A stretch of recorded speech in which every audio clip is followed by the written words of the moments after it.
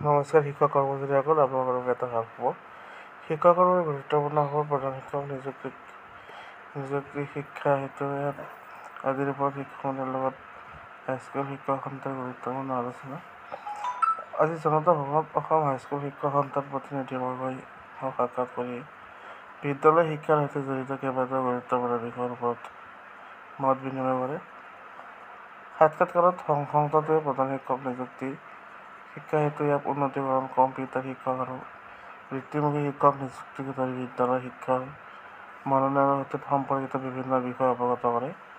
এই বিষয়সমূহৰ ওপৰত অতি সোনকালে বিদ্যালয় শিক্ষা বিভাগৰ অধীনস্থ অসম ৰাজ্যিক বিদ্যালয় শিক্ষা পৰিষদ আৰু সমগ্ৰ শিক্ষাৰ বিষয়াবৰ্গৰ উপস্থিতিত আলোচনাৰ জৰিয়তে উত্থাপিত বিষয়সমূহৰ বাস্তৱসন্মত সমাধানৰ পৰা নিৰ্ণয় কৰা হ'ব।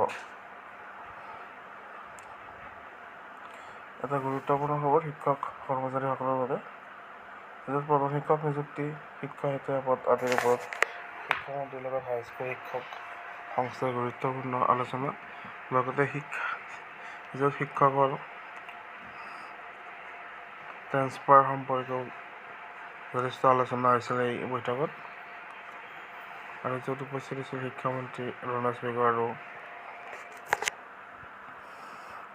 তেওঁ কয় যে আজি জনতা ভৱনত অসম হাইস্কুল শিক্ষক সন্থাৰ প্ৰতিনিধিবৰ্গই সাক্ষাৎ কৰি বিদ্যালয় শিক্ষাৰ সৈতে জড়িত কেইবাটাও গুৰুত্বপূৰ্ণ বিষয়ৰ ওপৰত মত বিনিময় কৰে। সাক্ষাৎকাৰত সংস্থাটোৱে প্ৰধান শিক্ষকৰ নিযুক্তি শিক্ষা হেতু ইয়াক উন্নীতকৰণ, কম্পিউটাৰ শিক্ষক আৰু বৃত্তিমুখী শিক্ষক নিযুক্তিকে ধৰি বিদ্যালয়ৰ শিক্ষাৰ মনোনয়নৰ সৈতে সম্পৰ্কিত বিভিন্ন বিষয় অৱগত কৰে। আৰু এই বিষয়সমূহৰ ওপৰত সোনকালে বিদ্যালয় শিক্ষা বিভাগৰ অধীনস্থ অসম ৰাজ্যিক বিদ্যালয় শিক্ষা পৰিষদ আৰু সমগ্ৰ শিক্ষাৰ বিষয়াবৰ্গৰ উপস্থিতিত আলোচনাৰ জৰিয়তে উত্থাপিত বিষয়সমূহৰ বাস্তৱসন্মত সমাধানৰ ওপৰত নিৰ্ণয় কৰা হ'ব। আৰু লগতে শিক্ষক ট্ৰেন্সফাৰ আৰু বদলীকৰণ এই বিষয়েও এই বৈঠকত আলোচনা কৰে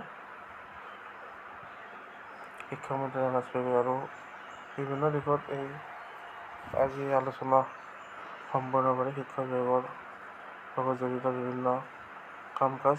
আৰু লগতে এই বৈঠকত উপস্থিত থাকে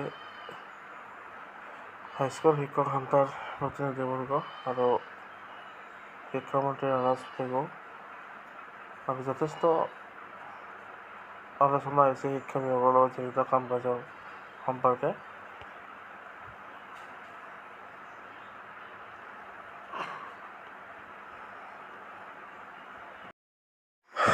সকলোকে নমস্কাৰ। সকলো শিক্ষক কৰ্মচাৰীসকলক স্বাগতম জনাইছোঁ। য'ত এখন নটিফিকেশ্যন আহিছে অফিচ অফ দ্য মিছন ডিৰেক্টৰৰ পৰা, আৰু ইয়াত সুন্দৰকৈ লিখাই আছে submission of list undertaking with reference to the subject cited above it is informed you that the মুখ্যমন্ত্ৰী লোক সেৱা যোজনা for cashless medical treatment is to be implemented for contractual employees, SSA and state pool and DMO/BMO staff working under Samagra Shiksha. In this regard, you were requested file letter cited above to obtain undertaking from willing employees who wish to avail themselves of the benefit under the scheme and who consents for deduction of the prescribed monthly contribution from the salaries.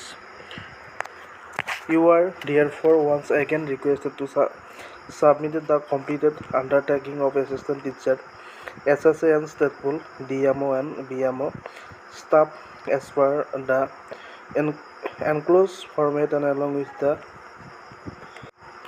You are therefore once again requested to submit the complete undertaking of assistant teacher, SSA, state pool, DMO and BMO staff as per the enclosed format along with a signal copy of the consolidated undertaking to the under distinguished 25/6/2026. The soft copy of the complete Excel format must be emailed at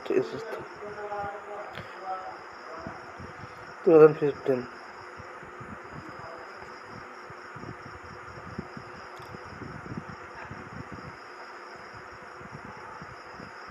কৰ্মচাৰীসকলৰ বাবে এখন বৃহৎ notification আহিছে আৰু office of the district elementary education officer ধুবুৰীৰ ফালৰ পৰা আহিছে আৰু ইয়াত লিখিছে যে to the deputy inspector of school Dhubri Bilasipara the block elementary education officer at all